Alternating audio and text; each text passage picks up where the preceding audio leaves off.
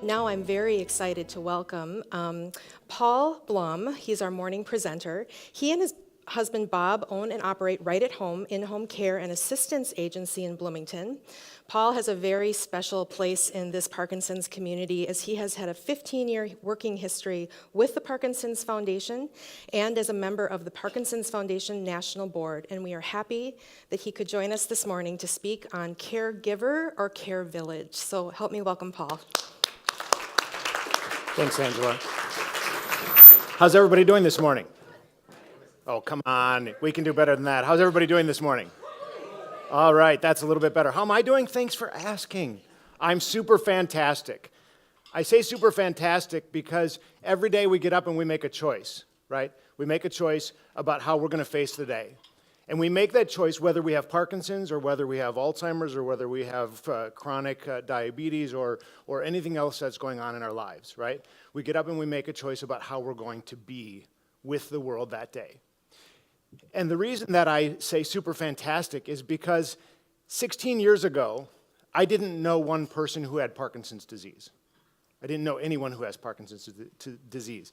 To this day, I don't have anyone in my family that I'm blood related to who has Parkinson's disease. I do have an uncle who is married to my blood aunt who was diagnosed. But 16 years ago, a colleague came up to me and said, would you consider joining the board of directors of the Minnesota chapter of the National Parkinson Foundation? And my husband and I had just been about a year and a half into starting this business, caring for seniors in their homes. Parkinson's certainly made a lot of sense philanthropically for me as a disease that largely impacted people that I was caring for. Alzheimer's also made a lot of sense, and I was asked to be on the Alzheimer's board at the time. I had the unique opportunity of not being personally connected to either of those diseases, to be able to take a step back and really kind of objectively look at the two diseases. What I found was that significantly, Parkinson's was underserved. Parkinson's was largely misunderstood and largely isolating people who were living with the disease. I found that Parkinson's was also underfunded. And 16 years ago, I went to my first moving day, which wasn't called moving day then, it was called the Parkinson's Walk for Parkinson's in Minnesota. And there was maybe 100, 150 people there. How many of you have been to a moving day in recent years? There's a few more people going to moving day these days, right? So I made the decision 15 years ago that I was going to put my efforts towards the Parkinson's community because the Parkinson's community could most use those efforts. So I got involved, and today I know thousands of people who have Parkinson's, who are living with Parkinson's. And what I have found is that people living with Parkinson's have this amazing courage. They have this amazing stamina to get up in the morning, and whether they use my word super fantastic or not, but to get up in the morning and say, you know what? I'm not going to let this thing called Parkinson's beat me. I'm not going to let this thing called Parkinson's have me. And then I started meeting all of these amazing caregivers, right? We started getting people to come out for things, and we started getting people to meet each other. And I started to realize the tenacity of people who were caregivers for somebody who was living with Parkinson's. And that just fueled everything inside of me. And I became chair of the chapter, and eventually I became chair of the National Chapter Advisory Board. In 2015, I became interim CEO of the National Parkinson Foundation and spent almost 2 years living part-time in Miami until we did the merger of the Parkinson's Foundation and brought John Lear on board. And the reason that I mention that is because it was 2015 or so when we released this book. This book, if you don't have a copy of it, if you have not looked at it, if you have not read it, this book will change your life. So Rose Wickman, Joan, and other people from Struthers and the National Parkinson Foundation were instrumental in the creation of this book. I remember one of the first couple of months that I was in the office in Miami getting a phone call from a woman in Michigan. She had hosted a similar type of event, a caregiver kind of symposium. She thought maybe 20 or 25 people would show up, and she had 150 people show up. She had to rent out the larger ballroom at the country club because so many people showed up. She based her whole day on this book. and called me to ask if I would send her 150 copies because she was going to do that symposium again. This book will change your life. Shortly after this book came out, Acadia contacted us and said, we should do a caregiving summit. We should do something for caregivers. And nothing had really been done prior to that. And so we thought, well, let's do it. So we planned for 2016, in conjunction with the World Parkinson's Congress in Portland, Oregon, to have a caregiver summit the day before the World Parkinson Congress. And, honestly, some of us thought, will anybody come, right? I mean, it's going to be in Portland. We did do some broadcasting like they're doing today. We had over 120 people come to Portland the day before. And what we realized is that tenacity that I talked about and that desire to live better while caring for someone with Parkinson's disease was this incredibly unmet need. And so I'm really thrilled that the Parkinson's Foundation is doing this again, and I hope that we continue to do this. What I wanted to talk about is the fact that we really, everybody wants to talk about, are we caregivers? Are we carers, right? In Europe, they call them carers. Are we care partners? What's the term, right? I think it's actually care village, right? I think that's what we need to be talking about, is creating our care village, and that's what this is today. So before I move on, what I want you to do real quickly, if you're physically capable, find somebody near you that you don't know. Find somebody that you haven't met, stand up if you need to, and introduce yourself to someone. Just real quickly. If you're capable, introduce yourself to someone, and make sure you tell them that you're glad they're here.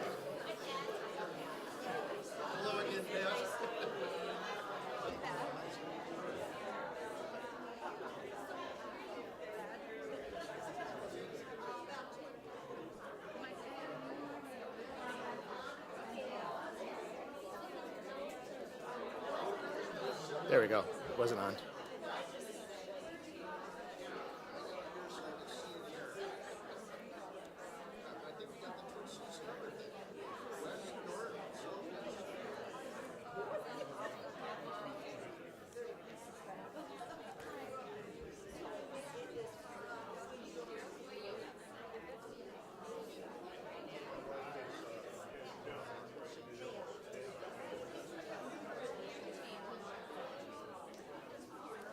You guys are awesome. Thank you for doing that. Rosalind Carter famously said, there are 4 kinds of people in the world. People who have been caregivers, people who are currently caregivers, those who will need caregivers, and those who will be caregivers. Right now, I'm caregiver for my cat. She got an infection, and I have to get up in the middle of the night to give her an antibiotic. So I'm currently experiencing a little bit of caregiver fatigue, right? Right. You can laugh, it's okay. What I want you to do today, and this is my goal is to kind of set the stage for today and for the future. What I want you to do today is promise me that you will speak openly and from your experience with each other throughout the day. That you will be authentic when you're sharing with each other, that you'll be open to new ideas, right?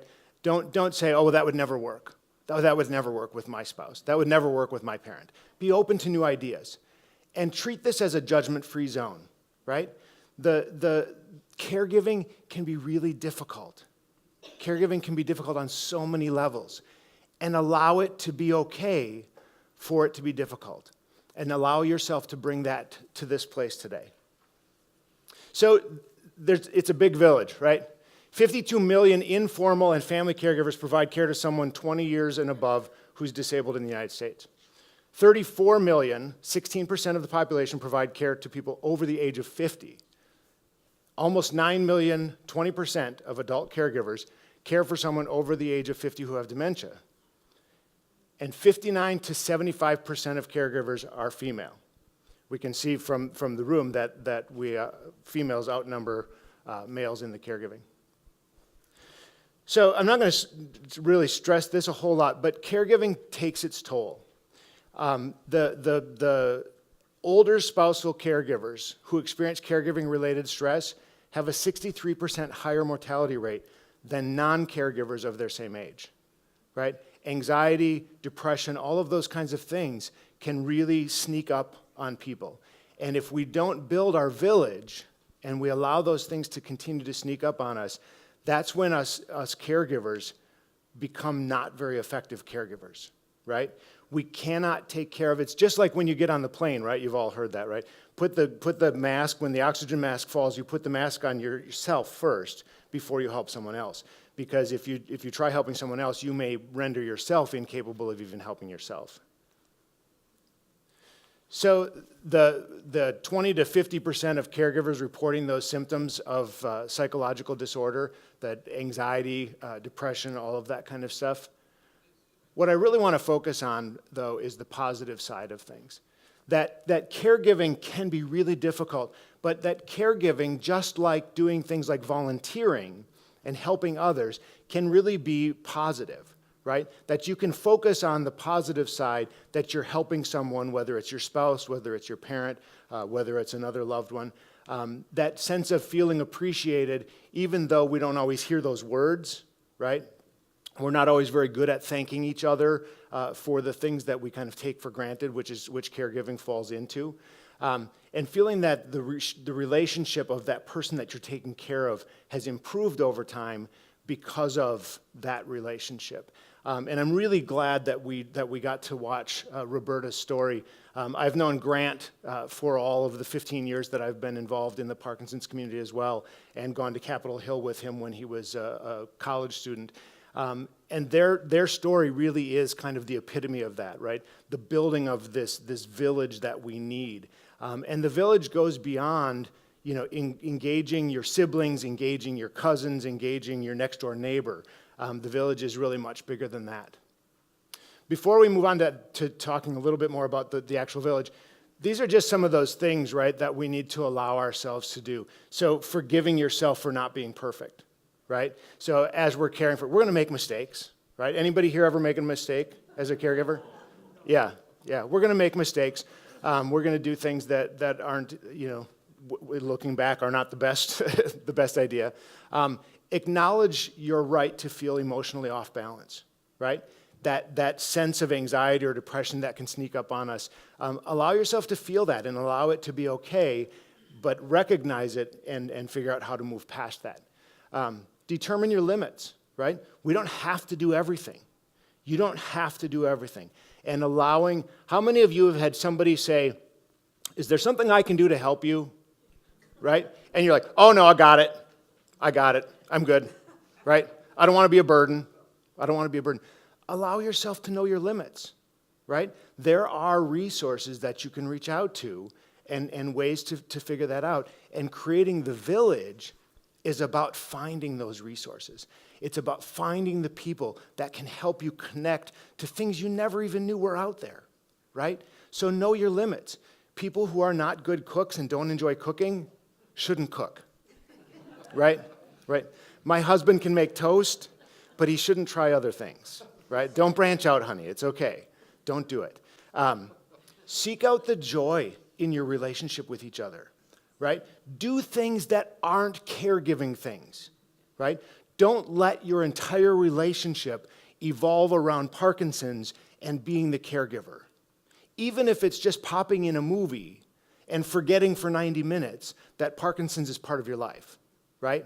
So figuring out ways to do things that you can do together that don't have anything to do with caregiving. And that's going to be different for everyone, right? This is an important one, that last one. Caregiving can bring back stuff from the past, right? Whether you're a child, we oftentimes, children, like they'll think, somebody, their parent is punishing them for their adolescent years, right? All of the terrible things that they did as a kid. We have, again, just like we make mistakes when we're caregiving, some of us made mistakes when we were raising our kids and didn't make the best decisions and stuff. Let those past hurts go. Really, really important. Let the past hurts go. So how do we cultivate this village, right? How do we figure this out? Do we ask directions? Now, the men in the room, right? You all ask directions, right? Right? Yeah. Get comfortable asking for directions. Get comfortable seeking other people's wisdom and other people's assistance. So, a few things that I thought of when I was thinking about talking today was, what about Joan Hawass? Hey, Joan. Right? You have resources here in Minnesota that don't exist in a lot of places, right?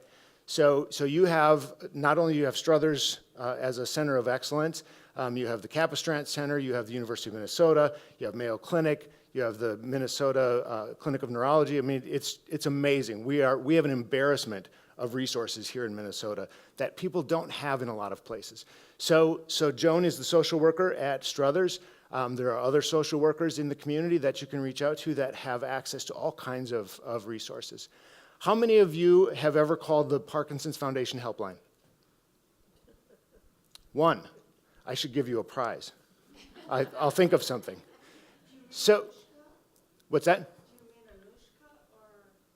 No, you don't. Okay. Nope. The Parkinson's helpline, 1-800-4PD-INFO. The National Parkinson Foundation started this a long time ago. The Parkinson's Foundation, the merger of NPF and PDF, has continued on and expanded the helpline.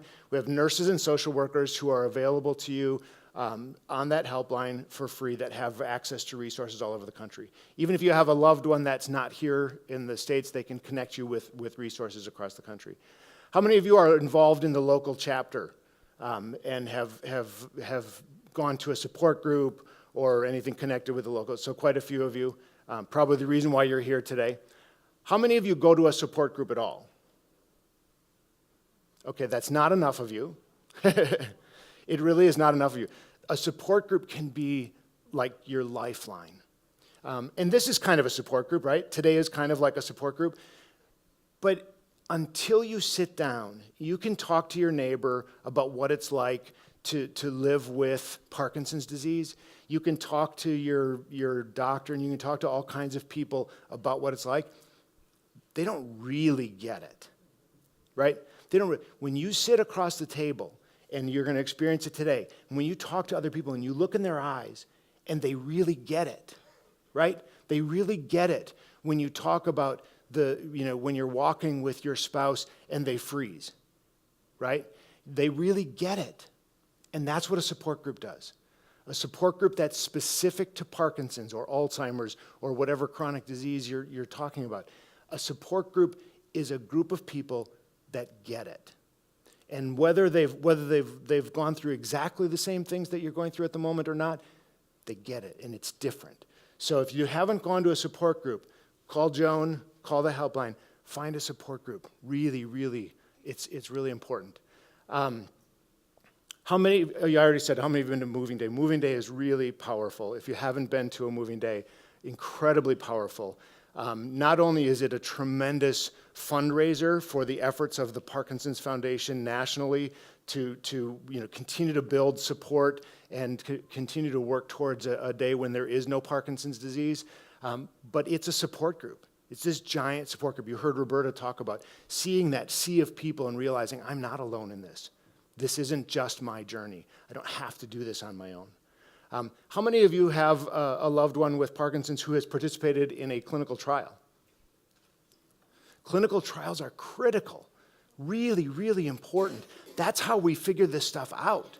That's how we know that certain medications work and certain medications don't work. That's how we know that exercise is really an important medication. It's because of trials. It's because of people with the disease participating in those trials. So, go online, call Struthers, call the helpline. Michael J. Fox Foundation has a Fox Trial Finder online that you can use. Participating in trials is really, really important.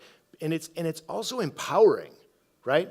That sense of participating in the future of the science and the treatment is really empowering because you're not just doing something for yourself, you're doing something for the community. You're doing something for the future of people who are living with Parkinson's disease.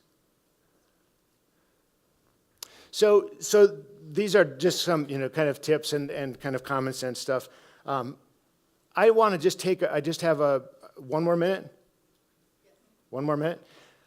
I just want to, is anybody willing to share other things? I listed a few things that we can do. Anybody willing to share something that you've done that we haven't talked about to kind of create your village?